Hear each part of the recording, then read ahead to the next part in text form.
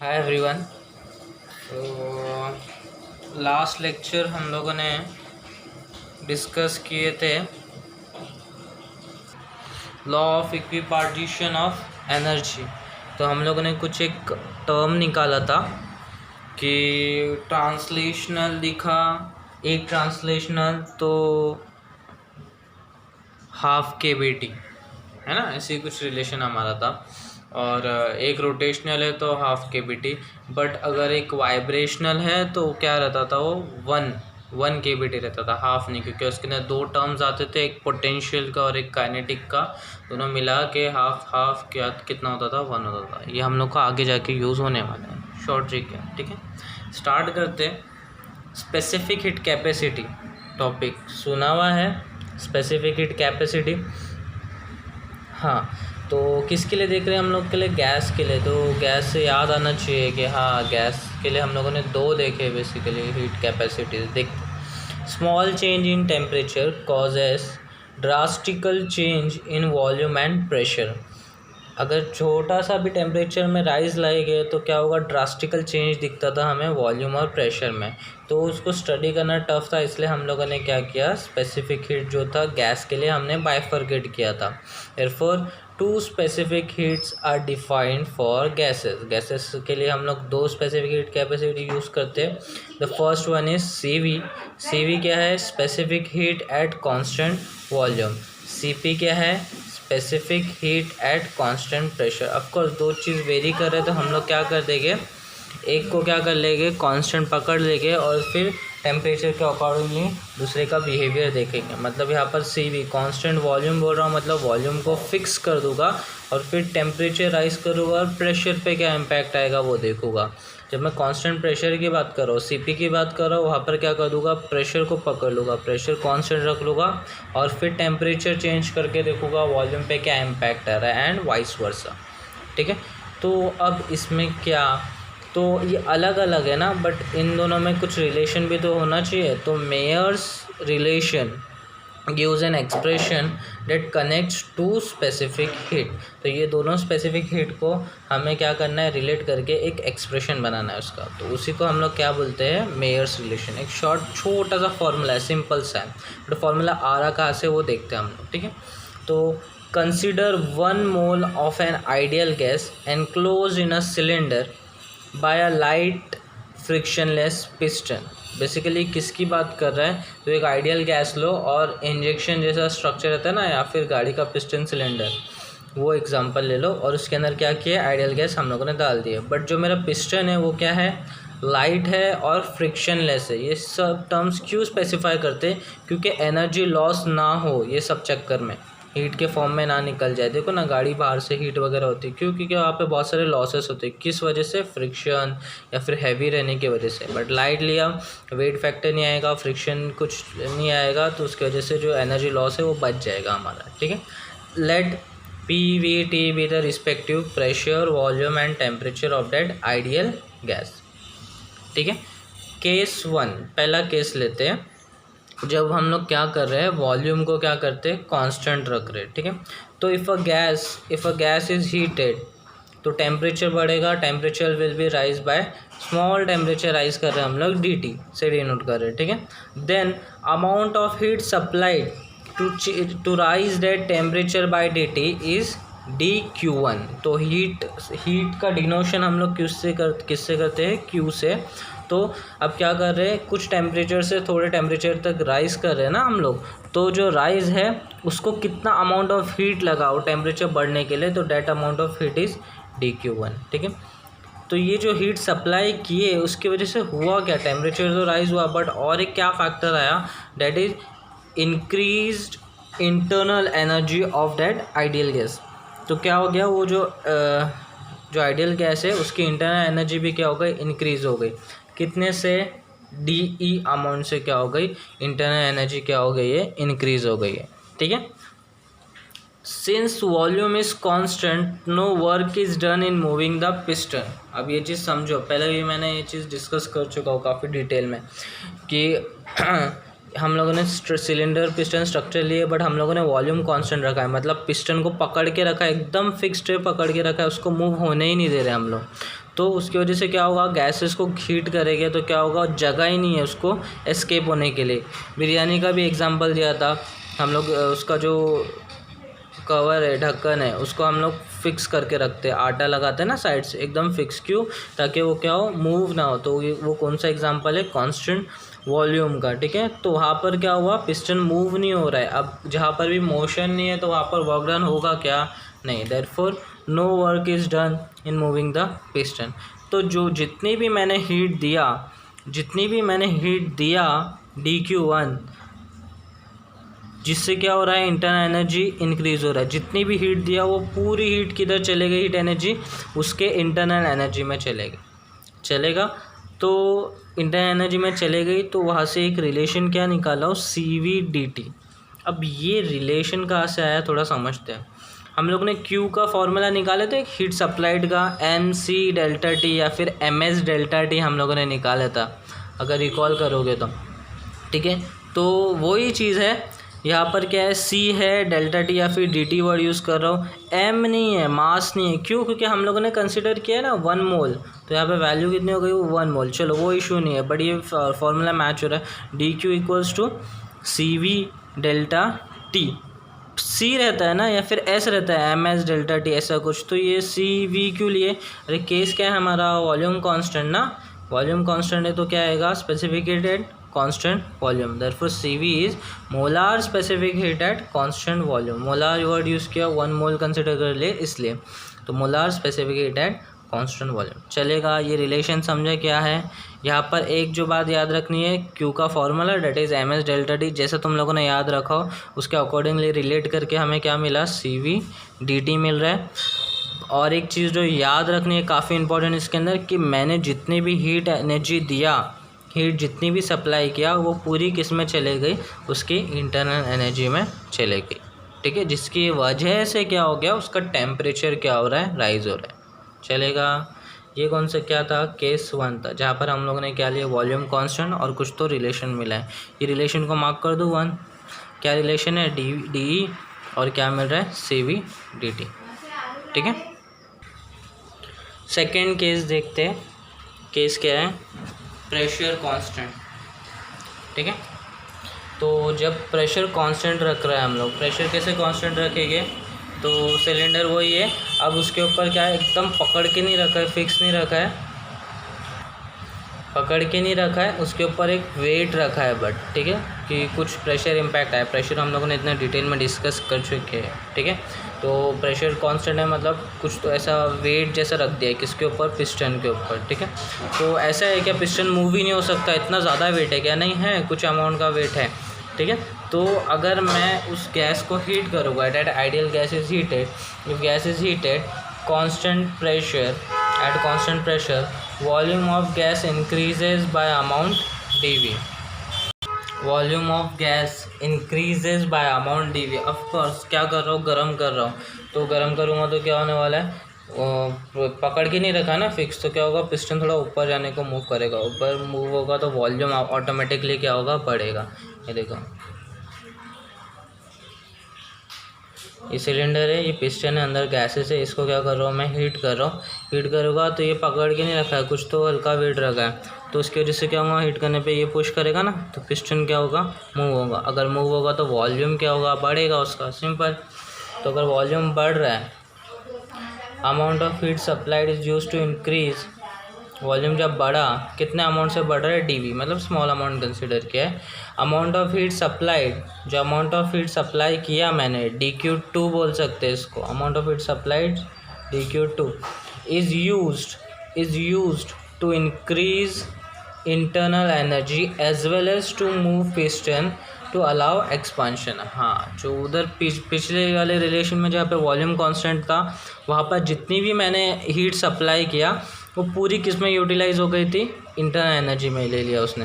But यहाँ पर जब मैं हीट सप्लाई कर रहा हूँ तो यहाँ पर कुछ एनर्जी, जो हीट सप्लाई किया उसकी एनर्जी कुछ किधर गई, इंटरनल एनर्जी में इंक्रीज़ करने के लिए, और थोड़ी बहुत कहाँ पर गई है, to move piston to allow expansion. Work done ऐसे ही तो हो नहीं जाएगा, उसके लिए कुछ एनर्जी, तो हीट सप्लाई जा क्या, वो क्या हो गई, यूटिलाइज हो गई थोड़ी, किस में, एक्सपांशन करने के लिए, ठीक है। तो दो चीज़ें हुई यहाँ पर जब मैंने हीट सप्लाई किया, तो एक इंटरनल एनर्जी बढ़ रही है, इंक्रीज हो रही है, एंड सेकेंड इज पिस्टन क्या हो रहा है, मूव हो रहा है, एक्सपांशन हो रहा है।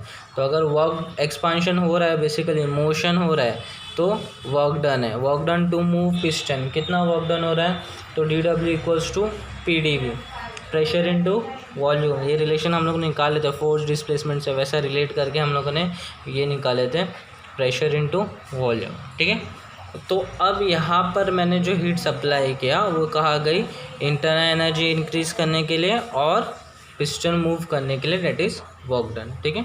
बट हमें तो हीट का फॉर्मूला पता है, हीट का फॉर्मूला क्या होता है, Q equals to M C delta T या फिर M S delta T, but यहाँ पर हमने कांस्टेंट प्रेशर लेके रखे तो क्या होगा, सी पी, ठीक है। 1 मोल है तो एम तो आया नहीं, और डेल्टा टी, ये रिलेशन समझा, Q heat supplied is C P delta T, ठीक है। तो क्या रिलेशन मिल गया है, D Q two equals to D E plus D W equals to C P D T. C P क्या है, molar specific heat at constant pressure, ठीक है। अच्छा, ये इक्वेशन कौन सा 2, जहाँ पे रिलेशन क्या मिला, डी प्लस डी डब्ल्यू कितना मिल गया, सी पी डी टी, और पहले वाले रिलेशन में क्या मिला था, D E C V D T, ठीक है। तो दोनों को रिलेट कर सकते हैं हम लोग, क्या, internal energy of gas depends only on its temperature. जो इंटरनल एनर्जी है वो किसके ऊपर डिपेंड करती है, सिर्फ टेम्परेचर पे डिपेंड करती है। तो इसलिए हमें पहले वाले रिलेशन में क्या मिला था, D E equals to C V D T, तो डी ई की जगह क्या डाल सकता हूँ मैं, सी वी डी टी, वो मार्क किया था 1, ये मार्क किया 2, फ्रॉम 1 एंड 2 क्या रिलेशन है, ये वाला D E plus D W था, तो यहाँ पर क्या ले लिया, डी ई की जगह क्या ले लिया मैंने, डी की जगह क्या ले लिया, सी वी डी टी, दिख रहा है। तो रिलेशन क्या मिल रहा है, C P D T equals to D E की जगह क्या लिख दिया, C V D T plus D W वैसे की वैसे, ठीक है। ये थोड़ा घुमा दिया है, ऐसा दिख रहा है, ये घुमा के इधर लिखा है। तो C P D T equals to D की जगह क्या लिखा है, C V D T plus D W, और डी डब्ल्यू का तो हमको रिलेशन पता है क्या है, D W P D V होता है, तो डी डब्ल्यू की जगह पी डी वी। ये सी वी डी टी को इधर भेजा तो माइनस हो गया, दोनों में डी टी कॉमन है, बाहर निकाला तो क्या बचा अंदर, C P minus C V, simple है, ठीक है।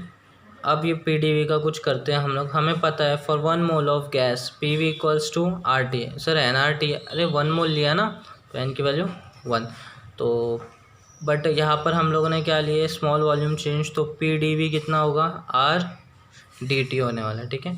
तो पी डी वी की जगह क्या लिख सकता हूँ अभी, आर डी टी, तो पी डी वी की जगह लिख दिया आर डी टी, क्या मिल रहा है relation, C P minus C V D T equals to P D V की जगह क्या लिख दिया, आर डी टी, कुछ कैंसिल हो रहा है, हाँ डी टी कैंसिल, क्या बचा, C P minus C V equals to R, ये है relation, this is known as Mayer's relation, काफ़ी इंपॉर्टेंट है, सिंपल सा है, ठीक है। क्या है, C P minus C V equals to are, बहुत इंपॉर्टेंट है, बहुत स्ट्रॉन्ग रिलेशन, क्यों, क्योंकि ये रिलेट करता है किससे, specific heat, molar specific heat at constant pressure और molar specific heat at constant volume, दोनों में एक रिलेशन देता है। इसके अलावा और एक रिलेशन है जो हम लोग आगे देखने वाले हैं, वो भी सिंपल सा, सिंपल तो है ना, C P minus C V equals to R. इसमें हम लोगों ने ये मोलार्स रिलेशन में एक छोटा सा अजम्पशन किए, क्या अजम्पशन है वो, कि heat energy and mechanical work जो है, जो हम लोगों ने हीट एनर्जी और मैकेनिकल वर्क जो रिलेशन लिया वो हम लोगों ने सेम यूनिट्स कंसीडर करके चला है, ठीक है। बट जनरली जब हम लोग देखते हैं तो heat supplied is measured in calories and work done is measured in joules. तुम लोगों ने देखा रहेगा पहले से रिलेशन इसका, वर्क डन एंड जूल्स और कैलोरीज का रिलेशन 4.184 जो रिलेट करता है, ठीक है। The equation can be modified to, equation जो मिला हमें C P minus C V equals to R, उसको मॉडिफाई किया है, that is C P minus C V equals to are upon जे कर दिया है। तो ये जे क्या है, मैकेनिकल इक्विवेलेंट ऑफ हीट, ताकि क्या हो, रिलेट कर सके प्रॉपरली, ठीक है। ये Cp और Cv कहाँ से आ रहा था, हीट से आ रहा था, तो ये बेसिकली कैलोरीज में था। और ये जो R जो मिल रहा था हमें वो वर्क डन से मिल रहा था, तो वो बेसिकली जूल में था। तो हमें दोनों को इक्वेट करने के लिए हम लोग ने क्या एक टर्म लगाया है, मैकेनिकल इक्विवेलेंट ऑफ हीट। ठीक है, चलो ये तो Cp Cv में। और एक टर्म में हमें पता है ना रिलेट करने के लिए चीज़ें बताया था, स्पेसिफिक हीट कैपेसिटी दो टाइप की, कौन सी, प्रिंसिपल और मोलार। तो हम लोगों ने मोलार तो देख लिया, यहाँ पर सी से डिनोट करते थे, और प्रिंसिपल स्पेसिफिक हीट को एस से डिनोट करते थे। याद आ रहा है रिलेशन क्या था, Cp equals to m0sp, Cv क्या हो जाएगा m0sv। तो मोलार m0 क्या है, basically molar mass, and sp क्या है, प्रिंसिपल स्पेसिफिक हीट रिस्पेक्टिव। ठीक है, तो ये इसकी जगह Cp की जगह क्या लिख दिया, m0 m0 या फिर m0sp लिखा है, Cv की जगह m0sv।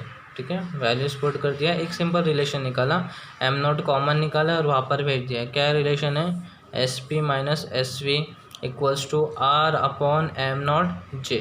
इतना नहीं, बट वो ये वाला ज़्यादा इंपॉर्टेंट है, इससे ऊपर वाला जो देखिए Cp minus Cv equals to r, short and sweet, वो याद रखो चलेगा। और ये भी है, उस उधर से ला सकते ये, तो तुम लोग के ऊपर है, कैसे भी कर सकते हो। टर्म समझे, सिंपल है। ठीक है, अब ये जो हमें रिलेशन मिले ना Cp minus Cv equals to r, हम लोग इसका यूज़ करके, और we will use equipartition of energy and calculate specific heat of gases. हम लोग क्या करेंगे अभी, इंडिविजुअली हर एक गैस पकड़ेंगे, उसका स्पेसिफिक हीट कैलकुलेट करेंगे using equipartition of energy. Simple है, मैं बता रहा हूँ ऐसा। ठीक है, चलो हाँ, तो पहला केस लेते हैं मोनो एटॉमिक गैस के लिए। तो मोनो एटॉमिक गैस में हमें पता है, considering it at constant temperature containing Na atoms, number of atoms कितने कंसीडर कर लिए, Na कंसीडर कर लिया। ठीक है, ईच एटम हैज़ क्या रहते हैं, 3 ट्रांसलेशनल DOF। ये लास्ट वीडियो लेक्चर में डिस्कस हो चुका है हमारा कि मोनो एटॉमिक गैस अगर लिया तो उसमें एक एटम के पास कितना रहेगा, सिर्फ 3 ट्रांसलेशनल डिग्री ऑफ फ्रीडम। ठीक है, तो इसके पास एनर्जी कितनी आ गई, एवरेज एनर्जी पर एटम कितनी रहेगी, तो एक ट्रांसलेशनल कितना देता, हाफ kBT देता। देखो मैं वापस स्टार्ट करने से पहले वापस बता देता हूँ, सिंपल सा रिलेशन है, एक ट्रांसलेशनल दिखा हाफ kBT। ठीक है, और एक ट्रांसलेशनल को हाफ kBT, 2 ट्रांसलेशनल को 2 हाफ kBT, 3 ट्रांसलेशनल के को 3 हाफ kBT। ठीक है, ऐसे याद रखो उसको सिंपल टर्म्स में। एक रोटेशनल डिग्री ऑफ फ्रीडम को हाफ kBT, ट्रांसलेशनल रोटेशनल कोई भी आया तो कितना रहेगा, एक का हाफ लेने का। ठीक है, बट जब वाइब्रेशनल रहेगा, इसके बाद क्या होता है, वाइब्रेशनल डी ऑफ रहा तो एक वाइब्रेशनल को 1 kBT। क्यों ऐसा, क्योंकि उसके अंदर 2 टर्म्स आ रहे थे, क्वाड्रेटिक 2 टर्म्स थे, तो वाइब्रेशनल के अंदर ही पहले से 2 है, तो वो 2 हाफ मिलके 1 बन चुका है, तो डायरेक्टली भी याद रख सकते हैं। वापस रिकॉल कर रहा हूँ, एक ट्रांसलेशनल को हाफ kBT, एक रोटेशनल को हाफ kBT और एक वाइब्रेशनल को 1 kBT। ठीक है, चल तो यहाँ पर कितने 3 ट्रांसलेशनल है, तो कितना होगा 3 इंटू हाफ kBT, तो कितना हो गया 3/2 kBT। देयरफॉर टोटल एनर्जी पर मोल क्या लिया, एक मोल में कितना टोटल एनर्जी है वो देख रहे हैं। तो E इक्वल्स टू सेम है, E इक्वल्स टू कितना मिल रहा है 3/2, यहाँ पर क्या लिया Na kBT। ये किसका था, एक एटम का था, तो अपने पास तो कितने एटम्स है Na ना, तो मल्टीप्लाई कर दिया तो क्या हो गया, एक रिलेशन मिल गया 3/2 Na kBT। ठीक है, बट हमने एक अभी पीछे देखे, उसमें हम लोगों ने मोलार स्पेसिफिक हीट निकाले एट कांस्टेंट वॉल्यूम, तो हमें एक रिलेशन मिला था, ऐसा लिखा हुआ था वो dQ1 equals to dE equals to CV dt, है ना। तो वहाँ से एक रिलेशन हम लोग CV के लिए निकाल सकते हैं ना, CV इक्वल्स टू मैं ऐसा लिख सकता हूँ dE अपॉन dt, वही लिखा है मैंने, ये dt मल्टीप्लाई उधर भेज दो, डिवाइड हो जाएगा, तो CV equals to dE upon dt। तो यहाँ पर E है, यहाँ पर T है, रिलेट करो इसको, भेजो, ये E अपॉन टी चले गया, E अपॉन टी चले गया, तो यहाँ पर क्या बचेगा, कितना पार्ट बचेगा वही लिख रहा हूँ 3/2 Na kB। चलेगा, समझ गया। ठीक है। ई ये टी उधर जाके डिवाइड हो गया, तो यहाँ पर जो टर्म बच रहा है वो सेम दिख रहा है, इसके दिख रहा है, ठीक है। तो 3/2 NaKB, 3/2 R लिख दिया हूँ। कहाँ से आया ये NaKB की जगह R कैसे लिखे हम लोगों ने? याद करो, फर्स्ट लेक्चर रिलेशन दिया था, PV इक्वल्स टू KT होता था, तो K की जगह NR लिखता था या फिर NaKB, है ना, ऐसी कुछ था ना। तो उन दोनों को रिलेट करके, दोनों को NR इक्वल्स टू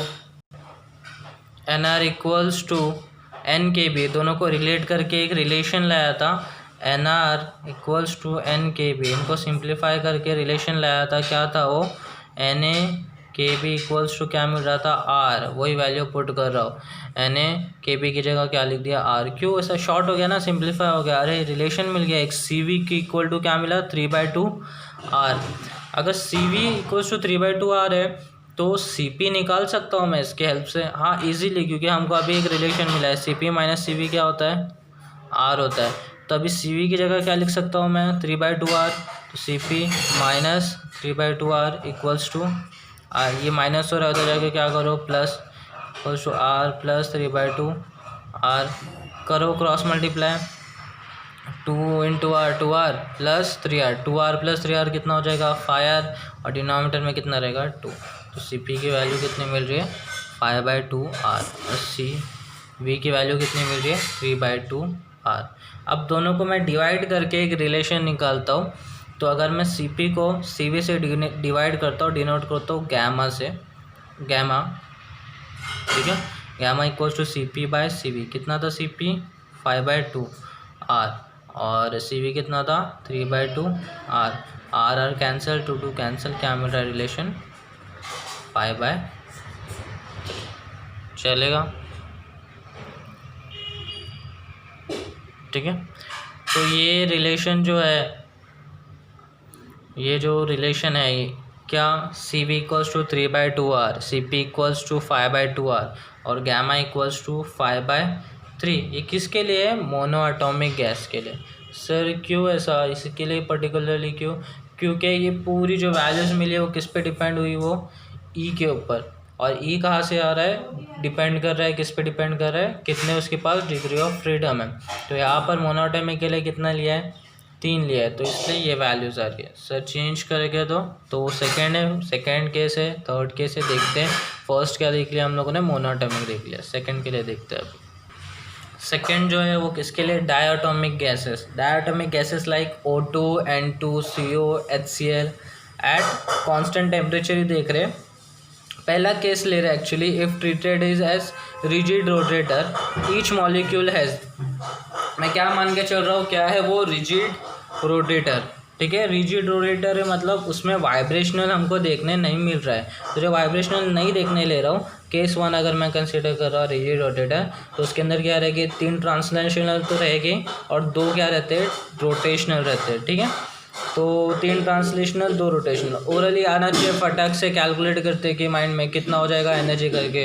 एक ट्रांसलेशनल कितना देता है, हाफ KBT, तो 3 कितने देंगे, 3/2 KBT।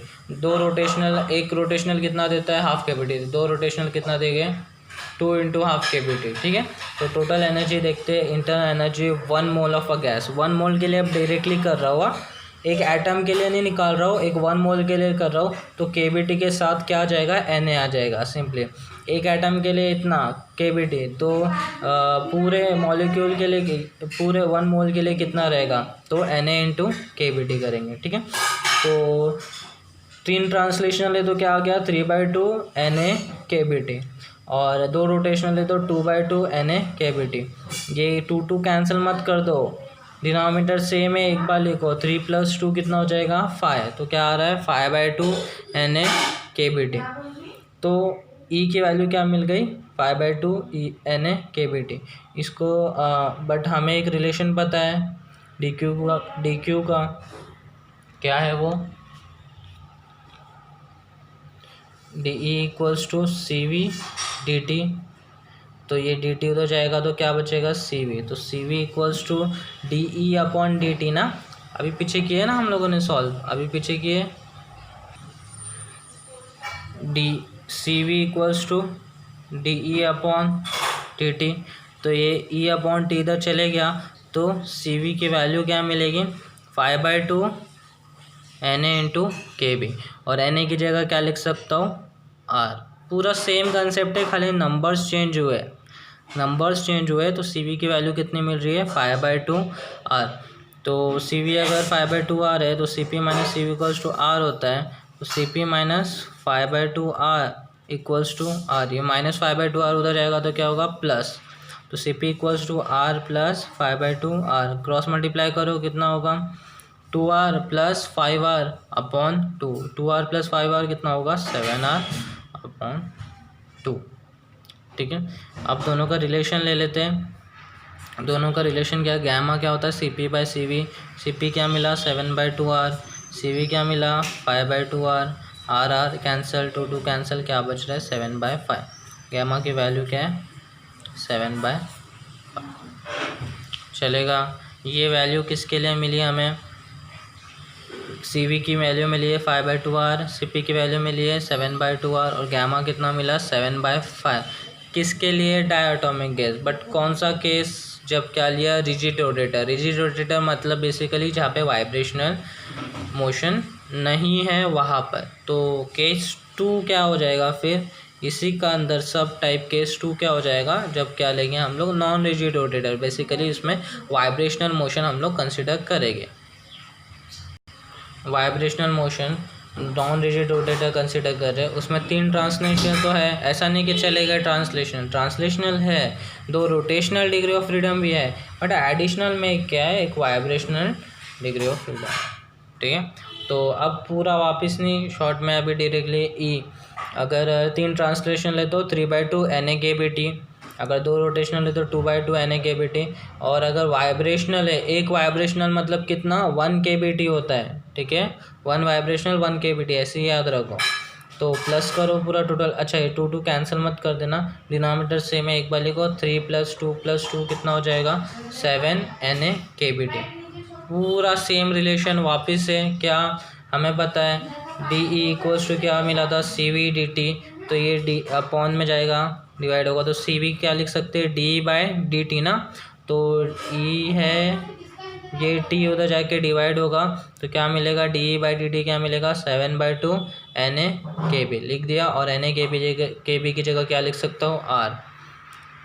ठीक है, अच्छा ये एन ए के बी कहाँ से आ रहा है याद करो, ये देखो ये फर्स्ट रिलेशन बताया था ना N R N K B, N R equals to N K B relate कर दिए थे, तो कितना था आर एक side N upon N K B, तो एन अपॉन एन को की जगह क्या लिख सकते हैं एन ए लिख सकते हैं, तो R equals to N A K B, N A K B की जगह क्या लिखते थे हम लोग आर। याद आ रहा है वो रिलेशन।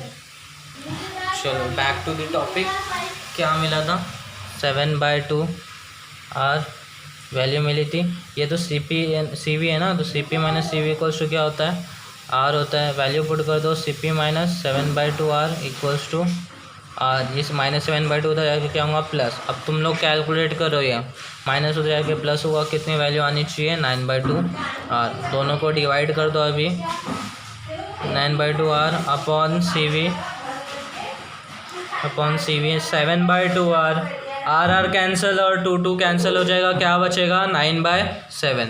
ठीक है, ये किसके लिए हम लोगों ने किए केस 2 लिया है जब क्या रहेगा नॉन रिजिड रोटेटर, मतलब उसमें क्या आ रहा है एक वाइब्रेशनल डिग्री ऑफ फ्रीडम आ रहा है। ठीक है, लास्ट केस लेते हैं सी। पहला कौन सा देखा मोनोएटॉमिक, सेकंड कौन सा है डायटोमिक। अभी डायटोमिक में 2 केसेस देखे, पहला कौन सा था रिजिड रोटेटर था, मतलब वाइब्रेशनल नहीं था उसके अंदर, और केस 2 क्या देखा था उसके अंदर non rigid rotator, vibrational impact था। ठीक है, अब ये थर्ड लास्ट केस है पॉलीएटॉमिक गैसेस। अब ये पॉलीएटॉमिक गैसेस क्या हुआ जिसके अंदर मॉलिक्यूल्स क्या हो गए, मॉलिक्यूल्स के अंदर क्या होगा 2 एटम से ज़्यादा एटम्स रह गए, उसमें मोर देन 2 एटम्स रह गए, जिसके अंदर उसे हम लोग किस में काउंट करते हैं पॉलीएटॉमिक गैसेस में। तो एग्जांपल क्या हुआ अमोनिया। अमोनिया में क्या होता है एक नाइट्रोजन और 3 हाइड्रोजन रहते हैं। ठीक है, अब इसके अंदर each molecule will have 3 translational degree of freedom as well as 3 rotational degree of freedom. थोड़ा एडवांस देखो, जब से क्या हुआ था 2 आया था रोटेशनल, बट यहाँ पर क्या हो गया 3 रोटेशनल डिग्री ऑफ फ्रीडम है। क्यों? क्योंकि मोस्टली जो ऐसे मॉलिक्यूल्स है वो 3 रोटेशनल दिखाते हैं। Only linear molecules have 2 degree of freedom. जो लीनियर रहते हैं, अमोनिया आई गेस ऐसा स्ट्रक्चर दिखाता है, केमिस्ट्री पता होगा तुम्हें प्रॉपरली, ठीक है। तो लीनियर जो होते हैं वो क्या दिखाते हैं 2 डिग्री ऑफ फ्रीडम। मैंने बताया भी था, एक्सप्लेन भी किया था, क्योंकि वो रिस्पेक्टिव से देखते हैं तो मॉलिक्यूल का पोजीशन चेंज नहीं होता था। खैर यहाँ पर क्या हो गया 3 रोटेशनल डिग्री ऑफ फ्रीडम है और f number of vibrational degree of freedom है। f नंबर ऑफ मतलब पता नहीं है, वो डिपेंड करता है कितने वाइब्रेशनल देगा, वो depends on geometric structure, that is arrangement of atoms. जैसे अरेंजमेंट रहेगा, स्ट्रक्चर कैसा रहेगा, उसके ऊपर डिपेंड करेगा कि उसके पास कितने वाइब्रेशनल डिग्री ऑफ फ्रीडम है। सर n क्यों नहीं लिया? n हम लोग बहुत जगह यूज़ कर चुके हैं ना, इसलिए अभी हम लोग किससे डिनोट कर रहे हैं, हम लोग f से डिनोट कर रहे हैं, ठीक है। f number of vibrational, recall करेंगे 3 translational degree of freedom, 3 rotational degree of freedom और f number of vibrational degree of freedom, ठीक है। तो internal energy of 1 mole of gas कितना हो बनेगा, 3 ट्रांसलेशनल है तो 1 ट्रांसलेशनल का हाफ kBt, 3 ट्रांसलेशनल का 3/2 Na kBt, 1 रोटेशनल का हाफ kBt, 3 रोटेशनल का 3/2 Na kBt, 1 वाइब्रेशनल का 1 kBt। f number of vibrational है तो f number of Na kBt। Denominator same है, एक बार लिखा 3 + 3 + f, 3 + 3 + 2f कितना मिलेगा, इधर मैं साइड में सॉल्व करके बताता हूँ। 3 + 3 + 2f कितना होगा, 6 + 2f और डिनोमिनेटर में पहले से क्या है 2 काटो, 2 1 ज़ा 2 3 ज़ा 2 2 1 ज़ा, तो 3 प्लस क्या मिल रहा है f Na kBt। Same relation, but यहाँ पर क्या मिल रहा है 3 + f मिल रहा है, पूरा वापस से वही होगा। डी क्या मिला था CvDt ना, तो Cv की वैल्यू क्या हो जाएंगी de/dt, तो de/dt देखो ये टर्म t उधर भेज दो, डिवाइड हो जाएगा, e/t क्या मिलेगा 3 + f Na kb equals to Na kb की जगह क्या लिख सकता हूँ 3 + f × r। Na kb की जगह क्या लिख रहा हूँ r लिख रहा हूँ, ठीक है। तो Cv की वैल्यू मिल गई, Cv की वैल्यू क्या मिल रही है 3 + f × r। Cp की वैल्यू मिल जाएगी, वहाँ से क्या है फॉर्मूला Cp - Cv = r, तो क्या हो जाएगा Cp - 3 + f r = r। ये माइनस से उधर जाके क्या होगा प्लस होगा, सिंप्लीफाई करूँगा तो क्या मिलेंगी वैल्यू Cp = 4 + f × r। ये तुम्हें करना है सॉल्व, ठीक है। तो Cp = 4 + f r, गैमा का वैल्यू क्या आएगा Cp/Cv होता है तो 4 + f × r अपॉन Cv कितना है 3 + f × r, r कैंसिल, ये f भी काट दो क्या, बहुत अच्छा मैथ्स करेंगे तुम लोग अगर ऐसा करोगे तो।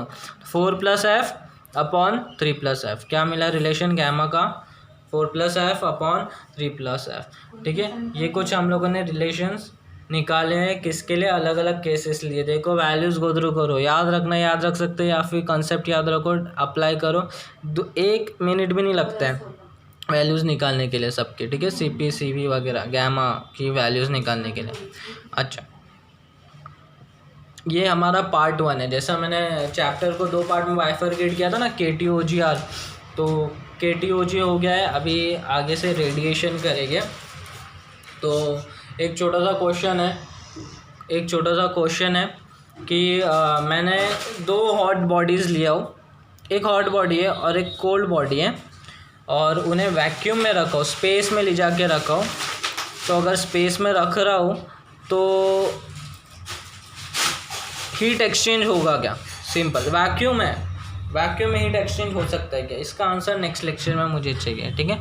इसके अलावा एक, ठीक, चलो इतना करो वही बहुत है। ठीक है, आज का टॉपिक समझ गया प्रॉपरली। हम लोग ने क्या किया, रिलेशन निकाला है, किसके बीच में निकाला था, इक्विपार्टीशन ऑफ एनर्जी यूज़ करके हम लोगों ने अलग अलग गैसेस का स्पेसिफिक हीट कैपेसिटी निकाले, उसकी वैल्यूज़ निकाले। ठीक है,